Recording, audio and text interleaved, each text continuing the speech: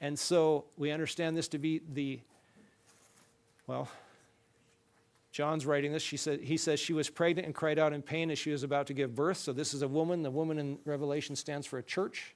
This is a woman that has every natural light. She has the sun, the moon, on her head, a crown of 12 stars. And so she's shining. She's also pregnant. She's crying out as she was about to give birth. And if you have any doubt,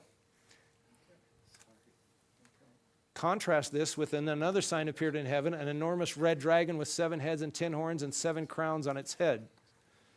So you have those two compared.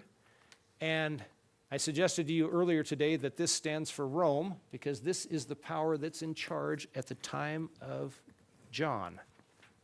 And in case you have any doubts, it says, the dragon stood in front of the woman who was about to give birth so that it might devour her child the moment he was born. This child is Jesus, and the dragon, ready to devour it, brings to mind the slaying of the innocents by King Herod, trying to kill that baby before it could grow up.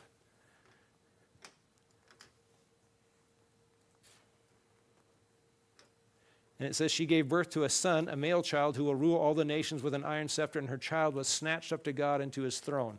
Literally, it's like he was grabbed out of before the dragon could get him, he was snatched up to heaven. Okay? So, the power at that time, Babylon's gone. John doesn't mention Babylon. That's been many, many years in the past. That's over. Medo-Persia. That's way in the past. He doesn't mention that one. Greece. Doesn't mention that one.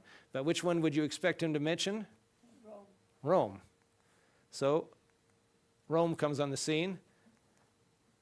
The 10 horns are on that beast. It said it had a great red dragon with 7 heads and 10 horns. There's that 10 again.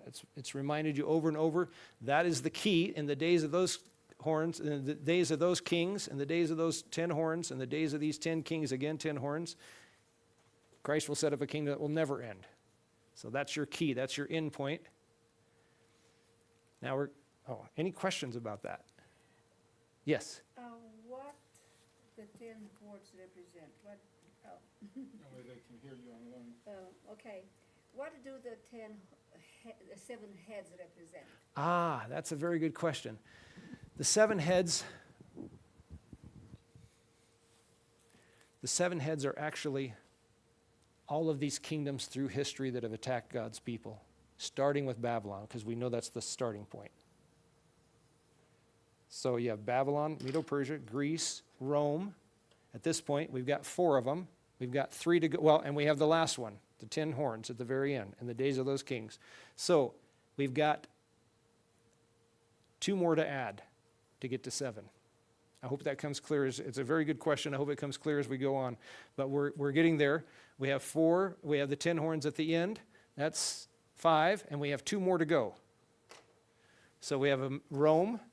And then after that, John says, I saw a beast coming up out of the sea. It had 10 horns and 7 heads. Notice that same pattern there. There it was, a great red dragon. Now this one's another kingdom coming up, with 10 crowns on its horns, and on each head a blasphemous name. The beast I saw resembled a leopard, but it had feet like those of a bear and a mouth like that of a lion. The dragon gave the beast his power and his throne and great authority. So, this now is talking about the sea beast that rises out of the sea, and it's a composite beast. It makes up all the other ones. And so, which power came after Rome? We were just talking about how the man of sin would be revealed once the one was taken away. When Rome was taken away, when the Roman Empire fell, the 10 kings came in, and out of one of them grew a little horn. That's right. So now we're going to understand this to be the Church of the Dark Ages, the papacy. Any questions about that? It's a composite beast because Rome is made up of every single one of those former kingdoms. She has a pedigree. It's been passed down. So Babylon was sun worship. Does Rome believe in sun worship? Sunday, worship on Sunday. The king of Medo-Persia actually had, he was, what's that? Infallible, yes. Whatever the king said, they said, you got to do it. The king of Medo-Persia was infallible. Remember they said, what's that? The umbrella too. Yeah. but you're questioning, so how is he infallible? You remember they said, "O king, why don't you make a decree that for the next 30 days, anybody that prays to a different god than you will be put to death?" And the king said, "Oh, that's really nice of you guys. Let's go ahead and do that." But then they caught Daniel praying. Daniel didn't stop praying like he always did. He opened the shutters and he prayed toward Jerusalem. And then the king didn't want to throw Daniel in the pit of the lion's pit. That's how they were going to kill him. But they said, "O king, you said it, and you know the law of the Medes and the Persians. Once you say something, you can't, even the king can't undo it. You're basically infallible," is what they're saying. When you make a rule, a judgment, it has to be done. So the king said, "Okay, you got me." Throws Daniel in the lion's den. The lions don't kill Daniel, but then the king, as soon as he takes Daniel out, now he's not under his previous order, and he throws them all the ones that tricked him, into the lion's den, and it says they didn't even hit the ground before the lions munched on them. Kind of a scary thought, but anyway. So you see, there's another infallible. I thought the infallibility is, I thought that infallibility as claimed by papacy is the claim that he is absolutely right, and when he talks ex cathedra, he Ex cannot cathedra, be from the chair. contradicted, or Yes. in other words, it's an absolute truth, whatever he says. Yes. But So did he inherit that from Medo-Persian? I'm suggesting that characteristic was in Medo-Persia too. I don't know that it was a direct inheritance, but it's the same idea as from Medo-Persia. Okay. Does that make sense? I'm not. They're both I'm not sure. They're both. Rome never had anything like that, and neither did any other kingdom that I know of. Only unique to Medo-Persia, that when the kings of the Medes and the Persians said something, even he couldn't break it because he's the final say. So the same with Esther's people, when he said at the end of 10 days, I forgot, Haman tricks him into saying at the end of 10 days you're going to attack the Jews. Well, it was so powerful that he said, "Look, I can't redraw it," even though Esther cooked a nice meal for him and they hung Haman on the gallows. He said, "I can't withdraw it, but what we can do is we can arm the Jews so they can defend themselves when you do come to kill them." That's the only thing he could do, because he'd already made a rule that said. So they're holding him to basically his infallibility, even against his own witness, even against his own will. They remind him all the time that you can't go back on your own word, because when you say something ex cathedra, when you make a pronouncement, this is the way it's going to be, that's the way it is, and even you can't break it, king. It's kind of the same idea carried on into the papacy. The other thing is there's umbrellica. So wherever the Persian king went, there was somebody holding an umbrella over him, and it was a sign of status and power and stuff. Well, if you notice that many times when the Pope is in public, he has somebody holding an umbrellica from him, and on his vest that's here, you don't see him, but there's an umbrellica, there's an umbrella here, an umbrella there. That goes all the way back to Medo-Persia. That's what they did with their kings. And then the Romans picked that up from Greece. No, the Greeks picked that up from the Medo-Persians, and the Romans picked that up from Greeks, and then that was passed right on to the papacy. So these things get passed on right on, and so this is its lineage. The body like a leopard. Well, every Catholic priest has to take 2 to 4 years of Greek philosophy. And so it's based, and they say, and I could look it up on my phone, but I'm not going to take the time, but if you want me to, I can, but it'd take me a little bit to find it. But it says, we take the understandings of Greek philosophy and we apply it to the Bible. The understanding of the will that the Greeks talked about and those things, we take that and we apply it to the Bible. So Greek philosophy is alive and well in the Catholic Church, carried on all through those years. They got to study Aristotle, they got to study all those guys, 2 to 4 years, and then they apply that to the Bible, and so that's the body of it. That's the main, it's built upon Greek philosophy, really. So dualism and state of the dead, that's how that comes in? Yes, that's how that comes in. The Greeks are the ones that believe you go straight to heaven when you die. That's not in the Jewish Bible. That's not their idea. That was a Greek idea that they picked up from the Greeks. So that carries on. So all those ideas carry on. Yeah. I can't remember. And Rome, it says that the dragon, and here if it's talking about Satan or Rome, you have to look at the context, but it says here the dragon, so which one is it? The dragon gave the beast his power and his throne and great authority. So if you believe that's Satan, do you think Satan would give anybody his power and his throne and his great authority? You think he's the sharing type of guy? No, he's not giving it to anybody. He wants it. And besides, I don't know of any place on earth that's literally the throne of Satan, where you could go and see Satan serving. But if we understand that to be the Roman Empire, it does make sense. The Roman Empire gave the beast his power. The money that was in that Roman Empire for those senatorial families all ended up eventually into the church because they all became Christians at some point. Or I can't say all, but most of them. And they understood the story of the rich young ruler. Go and sell all that you have and give it to the poor, and you'll have treasure in heaven. Come and follow me. So many of them, when they died, they left those estates to the church. And guess who got in charge of running? They said, first of all, immediately a law was passed. You can't give that to the local church, that much money, all that power, all those riches and all that responsibility. So they gave it to the bishop, and the bishop becomes a landowner. He's got these huge estates that he has to manage. So all of a sudden now he's not doing anything with the church, really. He's actually in charge of keeping these estates going. So he gave him his his power and his throne.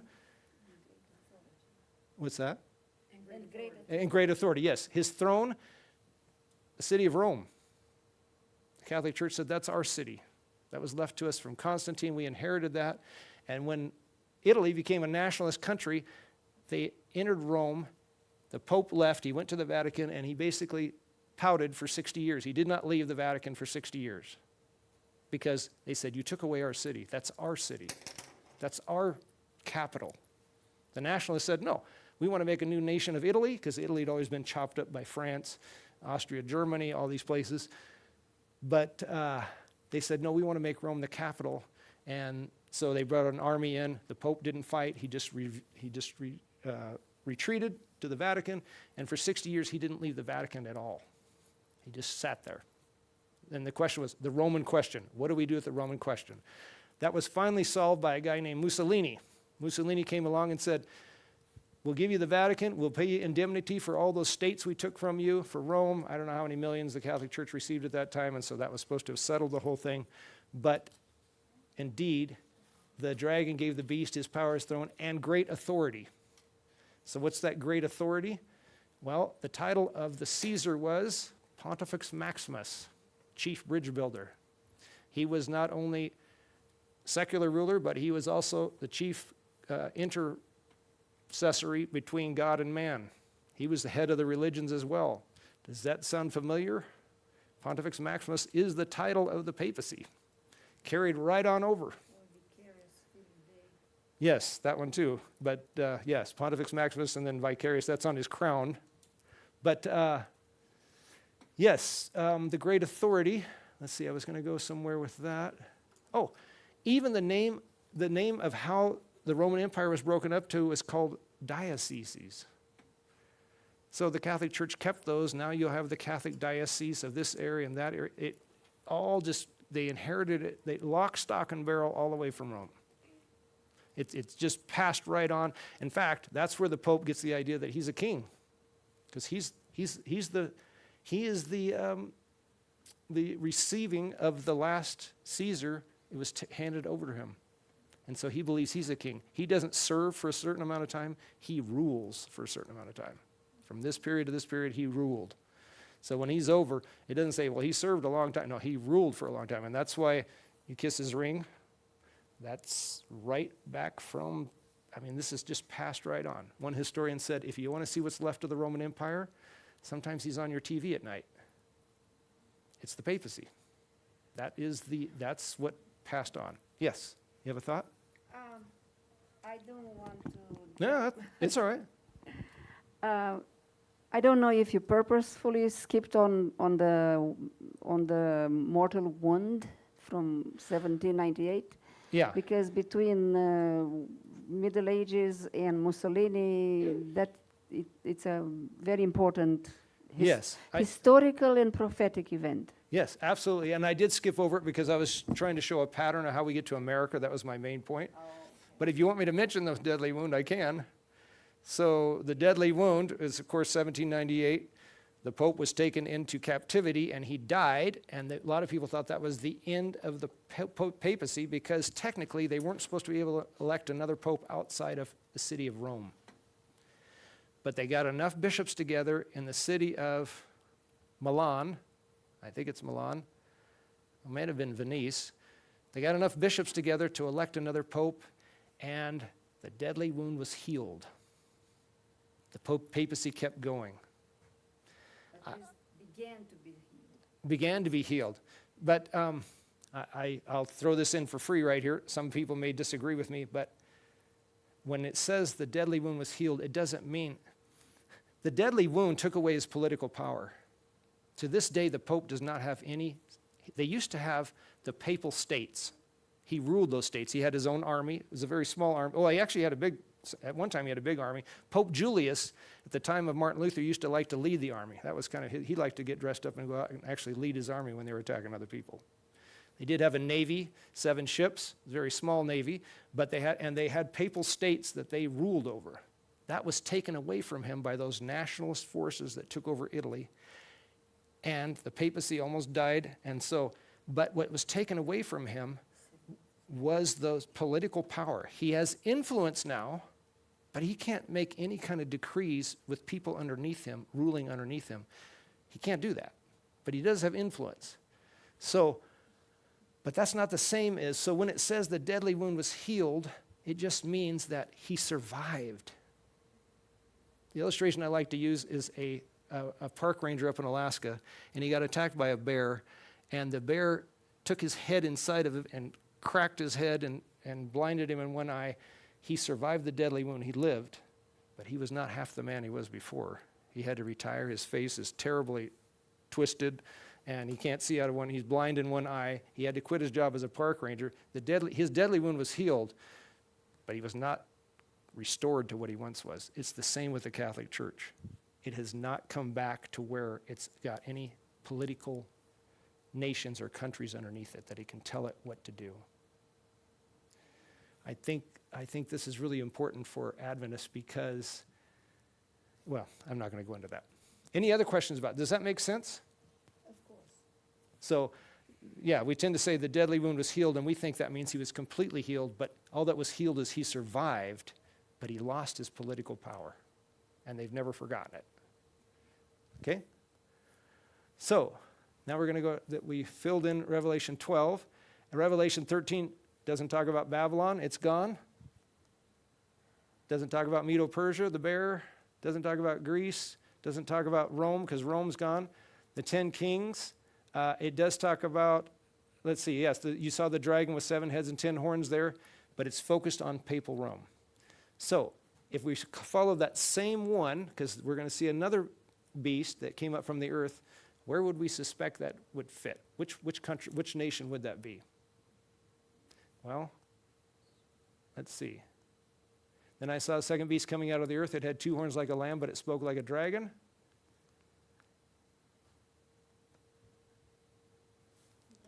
United States.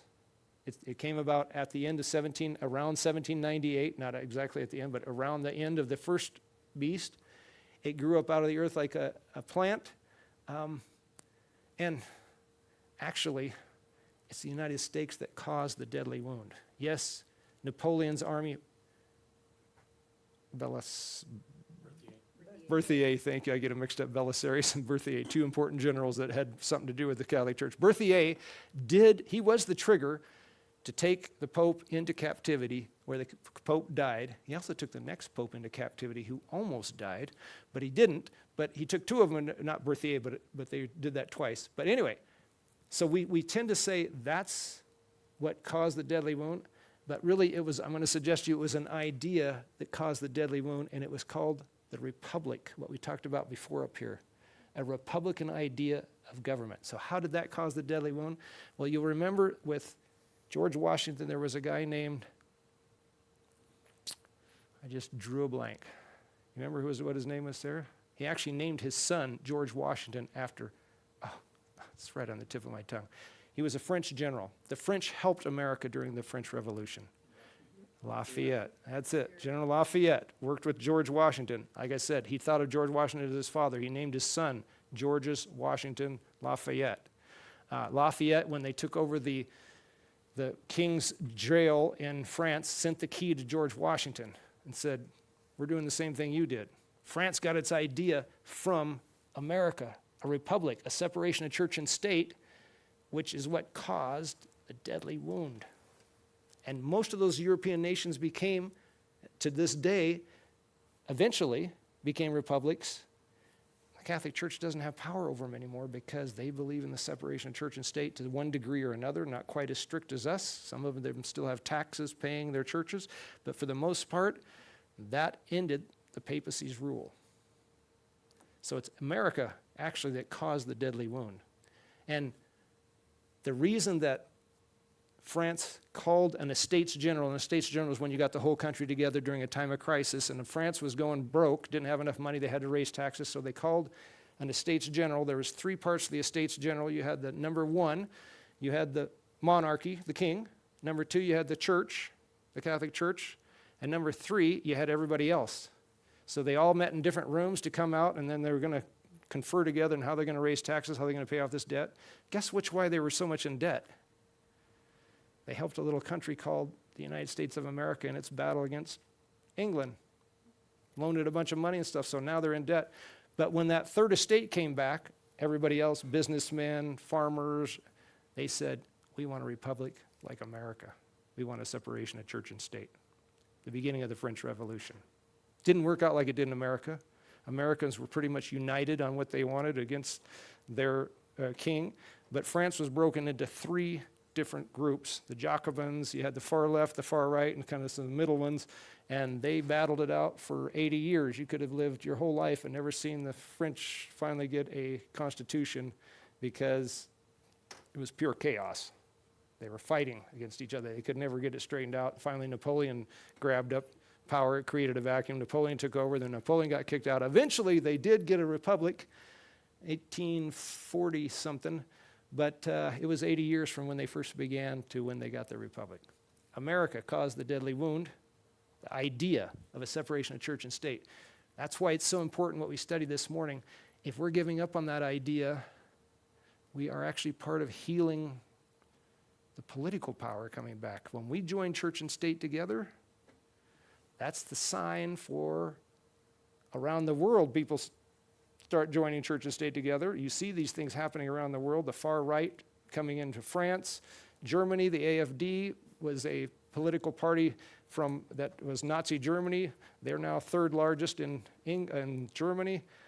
France, you have Marine Le Pen with the far right. She's about ready to take over completely. She keeps gaining more and more seats. This is happening around the world. Brazil, the Philippines, Japan now has somebody going to the far right. All these things are happening around the world very quickly because America, the whole world looked to us. When America goes down, the whole world crumbles. The idea of that separation of church and state, that idea of freedom, lost. So that was thrown in for free. That's a lot of information. Okay, Revelation 13:11. United States. Okay, so now when we look up there, that was the last one to add. We can't add before because Babylon is the first one.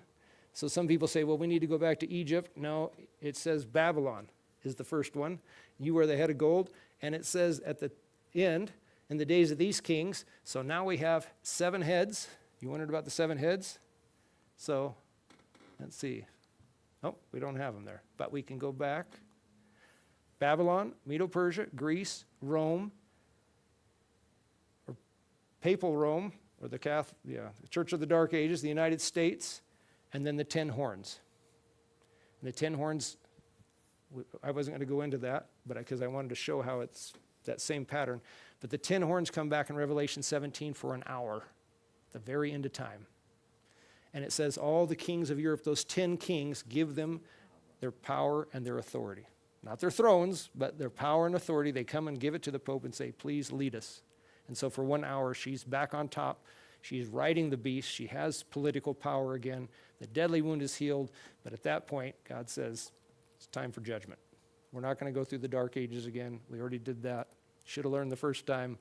It's over. And the church herself says, I'm a queen and there is no other. I will never see, I don't have it in front of me. Yeah, I will never be a widow again. I'm here for the rest of my life. I've made it to the top again. This is forever. And God says in 1 hour, judgment comes upon her and she's destroyed. Second coming of Christ. In the days of these kings, God will set up a kingdom that will never end. Does that make sense for the 7 heads? Yes, thank you. Okay. Any other questions? Go ahead. What impresses me extraordinarily is the fact that Jesus established the principles of a republic when he said, give Caesar's what is Caesar's and to God what is God's. Yes. And it creates a great impression on my mind because Christ validated the principle of coexisting of these two domains, church and state. Yes. It was, it's like he put the stamp of approval for the United States.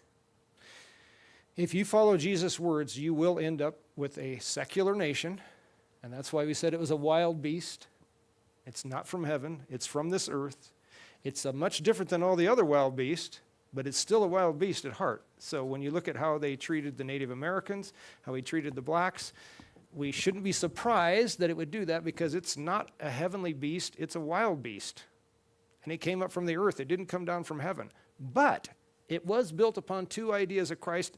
And you said separation of church and state. I would lean more towards definitely separation of church and state, but also where Jesus said, none of you are greater than the other one, and whoever's great among you must be a servant. If you translate it into a government, that is a republic where you have representatives. You don't have a king above you that says this is the way it's going to be. You have people basically, they work for us. My dad used to say, U.S. government, you know what that means? That says us. That's our property there, right? And we hire these people to work for us, but we're the judge, we're the bosses. And as much as that may have fallen apart and people have a lot of, saying it doesn't really work, every 2 years they have to come up for a job review. And we say, doing good, don't like you, you're out of there. And then every 6 years for the Senate, same thing. They work for us. They're not supposed to be above us. They're supposed to work for us. If they don't make us happy, if they don't do what we want, you're out of there. Every 4 years for the president, same thing. You're doing a good job, you get another 4 years. If you don't, you're out of there. They're not above us. That is unheard of in the ancient world. You had a king above you, and the king told you what to do, and this is the way the cow's going to eat the cabbage. People lived and died to have what we have, that freedom to have a say in the government, because they never had it for most of the history of the world. No say at all. You're born under a king. He tells you what to do. You get a good king. Times are good. You get a bad king. Just the way it goes. You don't have any say in the matter unless you take arms up and try to overthrow him, and then somebody else takes over. Yes? So in the initial developmental stages of the United States, it was a lamb-like beast with 2 horns like a lamb. So that was the perfect arrangement for this world, for this planet. I would say it's the highest earthly government that you could have. It most represents the teachings of Christ. It's still a wild beast. Right. But That- it wasn't so- ever a lamb-like beast. It was a beast yes. with lamb-like horns. Yes, I tend to do it. And I say that because we can't figure out why the lamb's acting kind of nasty Yes. before it starts speaking like So that. she makes a very good point, and I have to catch myself too, because we're used to saying a lamb-like beast. It's not a lamb-like beast. It's a beast with lamb-like With horns. lamb-like horns. Which is, there is a difference between a lamb-like beast and a beast with lamb-like horns. That's right. It's a wild beast. It's not a tame animal. This is not something you want your kids to go up and pet. It's not like a little lammy. It's actually a wild animal. But it is unlike the rest of them. But that remark alone, with horns like lamb associated with Christ. Yes. that Yes. is- That, Yes. Yes. Interestingly enough, it wasn't so much the religious people that came up with that. It was really the founders, the founding fathers were actually more Renaissance men, and they actually got it from secular sources, even though Jesus said a lot longer, but they got their ideas from the Renaissance, the Italian Renaissance. that we should have separation of church and state and Republican form of government. Because by the time they got back from Europe, they said, we've had enough of religious fighting, we've had enough of kings, we don't want either one, we want a government without a king and a church without a pope. Separate. Any questions? Is it clear as mud? No, it makes sense. It's a beautiful prophecy that could be. Yes, and like I said, we didn't go into Revelation 17 real clear because that's really the destruction of the whole thing, but the 10 horns do make one more appearance at the end of time, and they give the key. They are the end. That's the signal when they come back. By the way, it says 10 kings at the time of the end. My understanding is that eventually Europe loses its republics and goes back to monarchies. All the monarchies are still there. You can always dig up a king if you need to because they got a great-great-grandson or a cousin or a nephew or whatever, but the King of Holland's still around. The King of England, of course, is still there. And my understanding is that once they go to the far right, that's not going to work. So eventually they go to their kings. That's not going to work. And then the kings go to the Pope and say, lead us out of this mess. We got to have somebody to help us. And that's what they do. And she says, I sit as a queen, and there is no other. The crown is on her head. She's the top. In Europe. In America, it's still, well, we're called the false prophet. And we're at the very end, Revelation 19, it says, there's the beast and the false prophet standing right beside him. And these two are with the kings of the earth are ready to fight Christ, and they're both destroyed. So the false prophet is the apostatized Protestantism?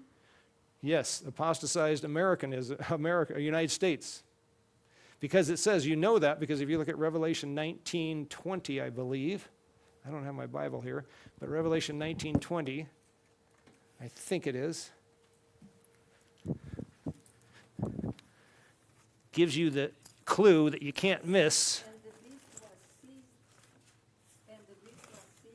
And with him the false prophet, who performed the signs in his presence, by which he deceived those who had received the mark of the beast and those who worshipped his image. These two were thrown alive into the lake of fire, which burns with brimstone. Yes. So that's exactly the right one. And so you notice the key there was, this is the same one that called down miracles and deceived the people and caused them to make an image. Revelation 13 says, Revelation 13. He performs great signs so that he even makes fire come down out of heaven to the earth in the presence of men, and he deceives those who dwell on the earth, verse 14, because of the signs which it was given to him to perform in the presence of the beast, telling those who dwell on the earth to make an image to the beast who had the wound of the sword and now has come to life. So it's quoting that directly. So it's saying there's a direct connection between the false beast. Now America is the false beast, the false prophet, excuse me. It's giving a false message. And it's saying, worship that first power. Does that make sense? From great controversy, we learned that Protestantism, spiritualism, and papacy is a triple alliance. Yes. So which one is the false prophet? Protestantism. Protestantism. Thank you.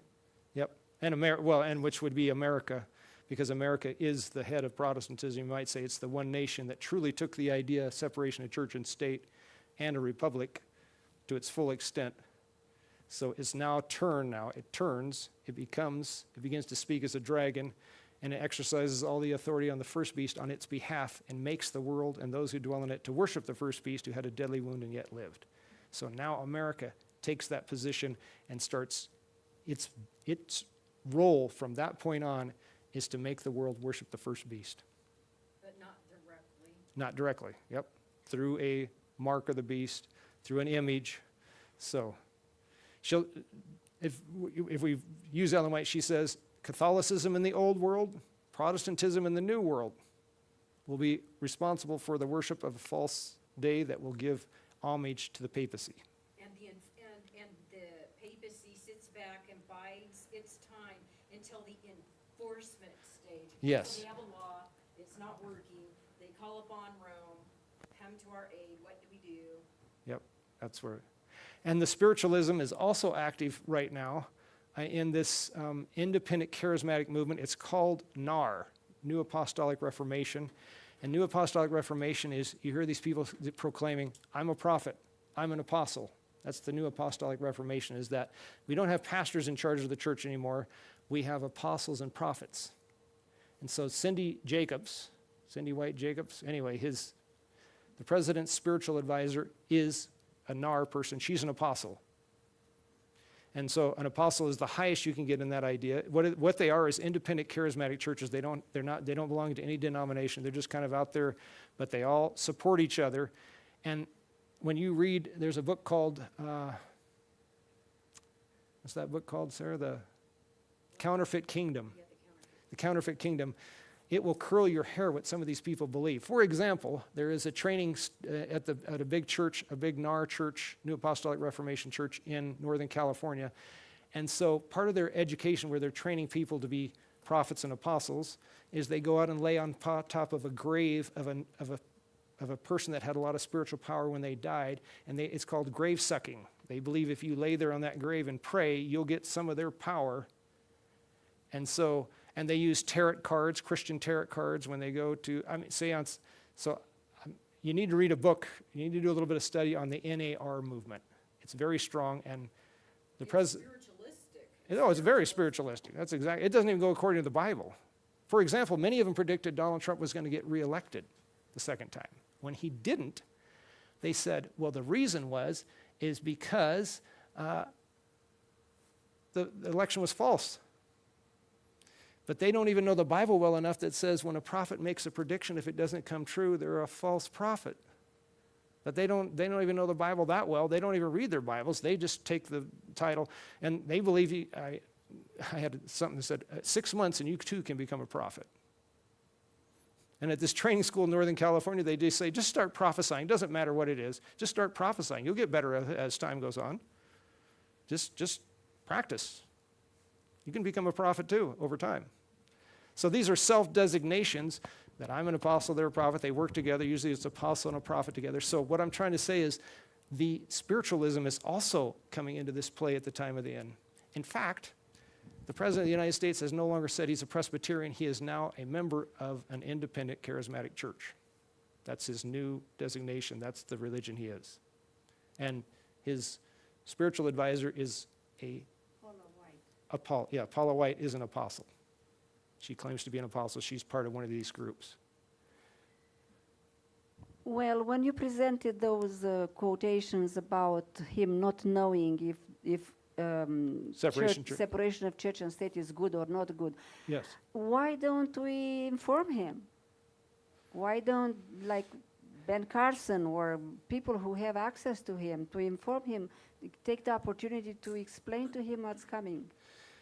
The fact of the matter is that many Christians, I don't know that it's most Christians, but many Christians believe that church and state is not correct.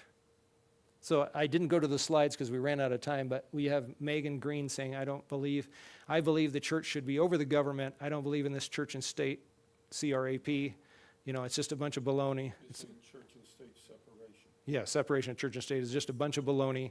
And Josh Hawley says, am I saying, I can't remember the first part, I'm doing this from memory, but at one point Have it up on one of our slides. yeah, but he'd have to download the whole thing.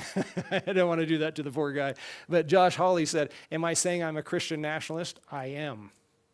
Christian nationalists don't believe in separation of church and state. They believe church and state should come together. This has been a long time coming. William Rehnquist, Supreme Court Justice under Ronald Reagan, said separation of church and state is a bad idea based on bad history and frankly should be done away with. That's the Supreme Court Justice. So this has been carried on. So now many people in America don't believe in the separation of church and state. They think it's false. It's just made up. Not true. So I don't know that it would do any good under that rubric that they're under. They already don't believe it. And so I tried to use those other ones from Megan Green and some of the other ones to show that this is the type of people, this is the movement that's all part of this movement. They don't believe in separation of church and state. They think that's hogwash, that's bad, that's false. There's nothing in the Constitution that says church and state. That's what they'll say, separation of church and state. There is the First Amendment that says government shall not honor any government church above another one, and They should not make any law. yes, that's right. Yes, there is that, but it doesn't absolutely say that. That's actually in a letter. That's why Megan Green says it's some stupid letter that doesn't mean what they say it means. It was Jefferson that wrote that in a letter, first used the term separation of church and state, a wall of separation of church and state. So we tend to do it as Adventists. And Adventists have been pushing it for a long time. The Baptists also, because they suffered persecution, used to be very strong on separation of church and state. That's not being said anymore. In fact, I remember at Walla Walla, 1995 to 97, there was no, I'm not going to go there. Skip that. No. So, go ahead. I don't know what is your plan for this session, but I have difficulty understanding the 666 prophecy. It refers to the sea beast or to the beast with the lamb-like horns. Yeah, that's not part of the session, but I would happy to talk to you about it one-on-one. But That's fine. No, I'm really happy to talk to you about I'm one-on-one. going to attend all the sessions, so. Well, I don't think we're not going to get to 666, because after this one, I had planned to show the next step that, according to the Bible, the next step that we can see that's going to happen. So, yeah. I just wanted to comment, I don't know if I should speak in the microphone, maybe. To your question about why doesn't Ben Carson do this, I saw a video because people were saying he was saying this, and I thought, I want to see this myself.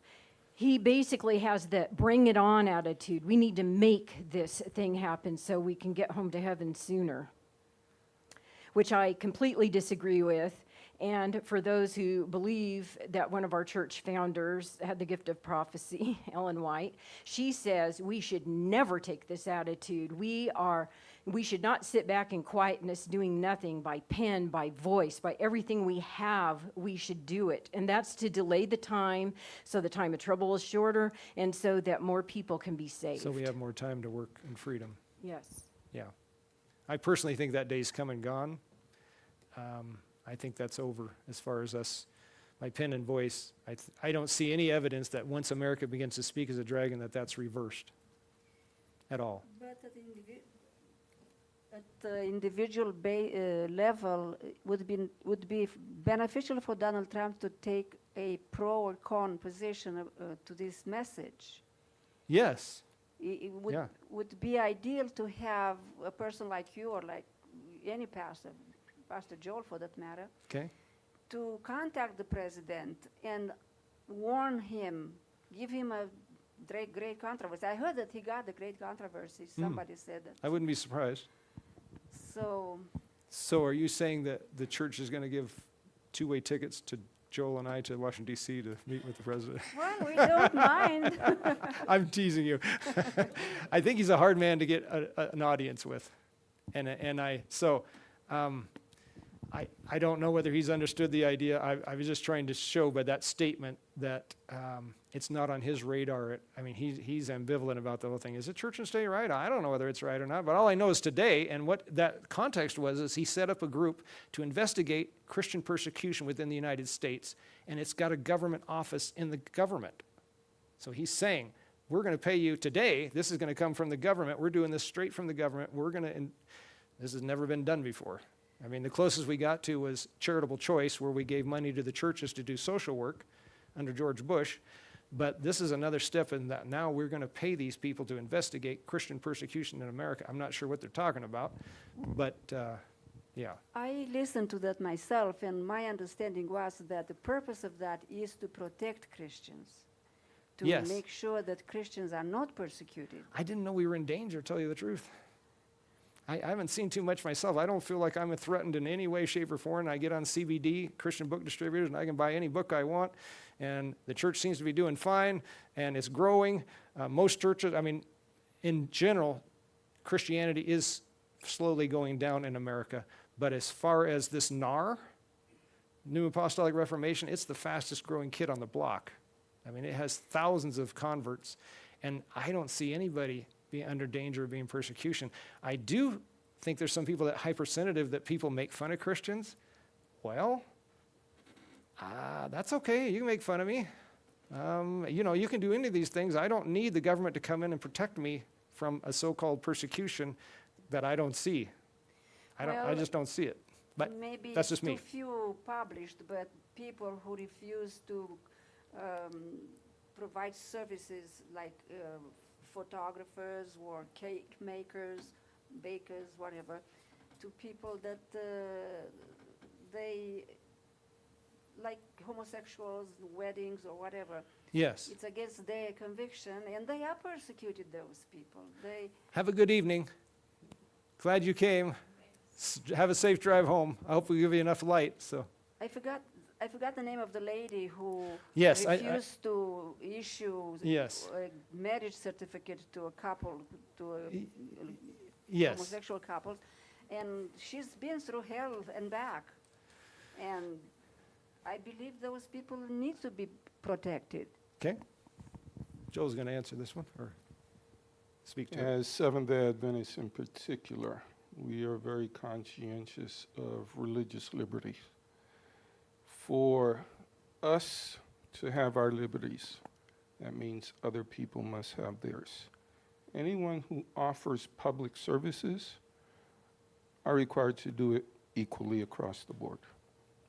You mentioned the lady, the court clerk, that refused to marry the homosexual couple. She wasn't working for a church.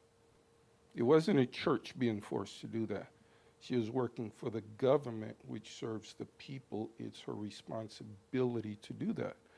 Now, if she feels her Christian conscience, like my Christian conscience would tell me that it's wrong for me to work on the Sabbath, I can't make the government give me a job that doesn't require me Sabbath work. I can just quit my job.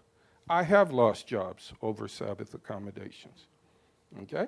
Even while under contract. That said, I wouldn't work on Sabbath. I've lost those jobs. She had a decision to make. Am I going to work for the government or am I going to work for the church? Her employer was the government, so she was under obligation to do that. If her employment was the church and she was prosecuted because as a pastor she wouldn't marry a gay couple, that's a whole different thing.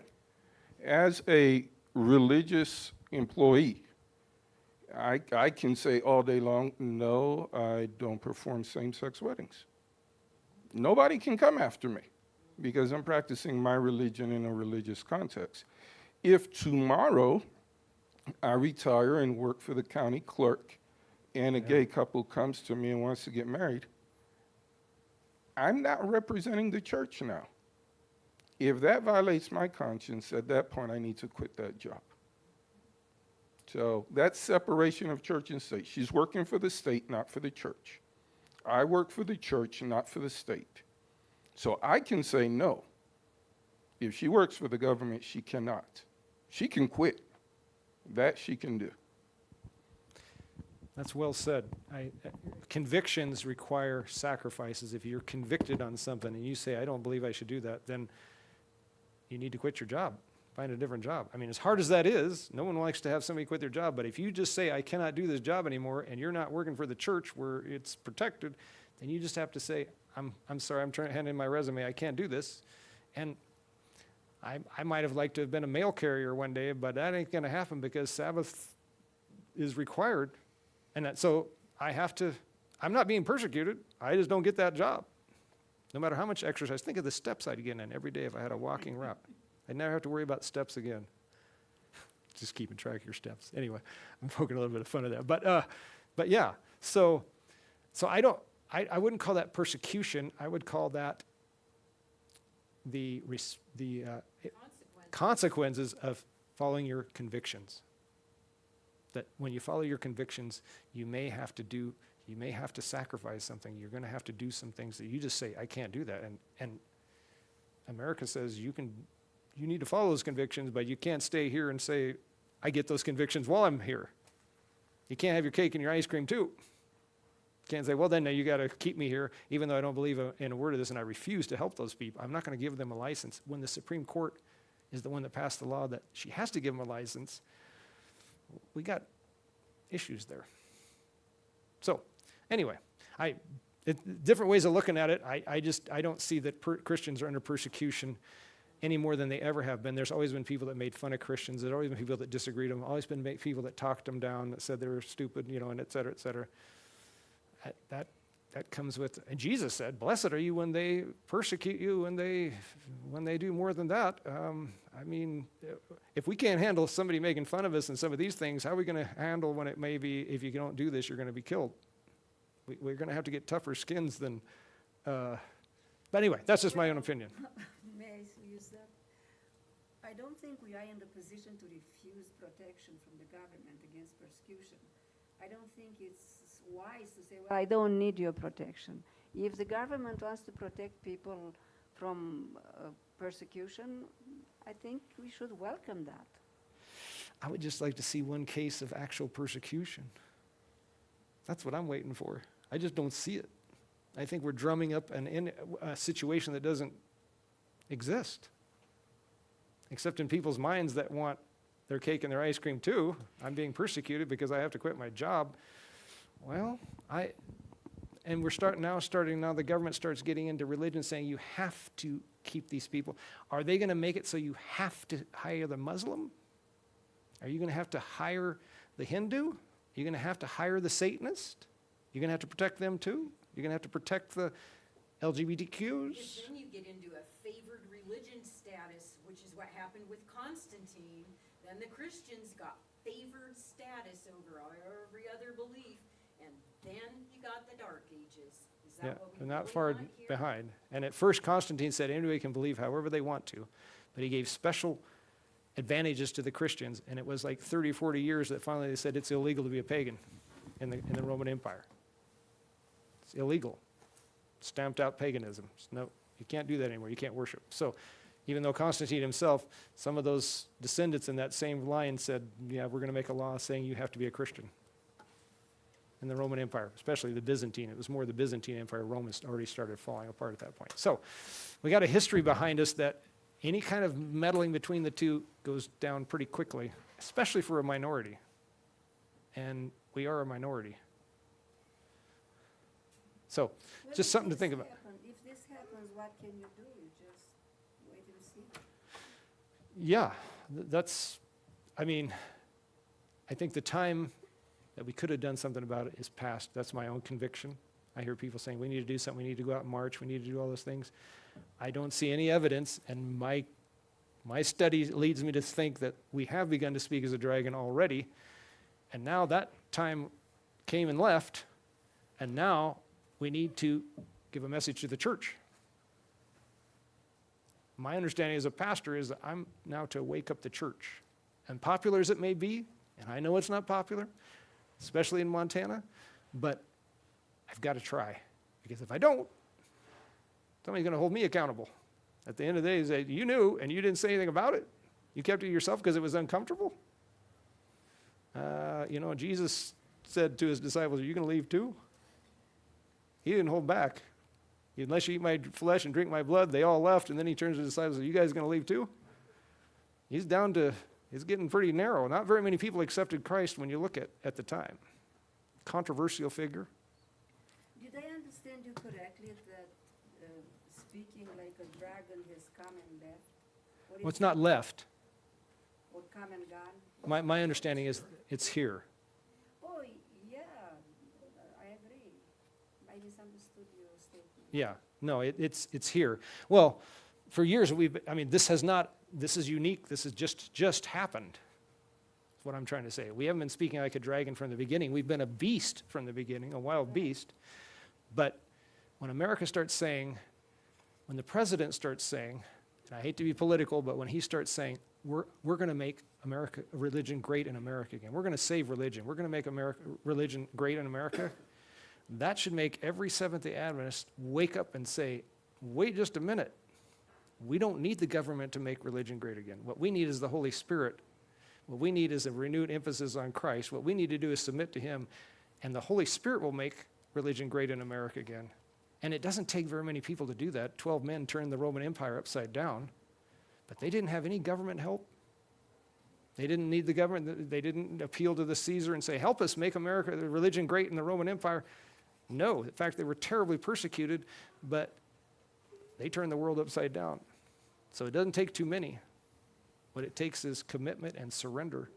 And a clear view, my understanding is, if you believe deception in any form, it opens you up to greater deception. We used to have an evangelist in Canada, and I didn't remember a lot from what he said, but he did say this. There's consequences to telling a lie, and there's consequences to believing a lie. And one of the consequences to believing a lie is that it opens you up to believe more lies. And so pretty soon you get so far out in left field that you're not in the field anymore. Because you started with this lie, and then you built upon it. That's kind of like the dead go straight to heaven. Well, if the dead go straight to heaven, then there's people up there with extra, they're so good, they got some extra, so we'll pray to them to help us. That's the saints. And then eventually Mary went to heaven. We can pray to her because she gave birth to a sinless being, so she must be. And so then finally purgatory, halfway in between spot where you kind of have to suffer a ways till you get good enough. I mean, this is what happens when you start receiving falsehoods, and then it just, and I know an individual that just passed away recently in Havre, unfortunately, but he didn't live in the same reality as the rest of us. He had so many ideas that his world was totally different than my world. I mean, 5G is up there giving out the COVID vaccines, and the president, he doesn't know for sure when the president takes up, even though I read it from my phone. Well, I'm still not sure about, I mean, just one conspiracy theory after another conspiracy theory. His whole life was a conspiracy theory. So finally he died because he had a cough, and he says, I am not going to the hospital for any reason. And he passed away. We don't know whether it was COVID. I don't know whether he just had, I don't know what it was, but that was his, those people are trying to kill you at the hospital.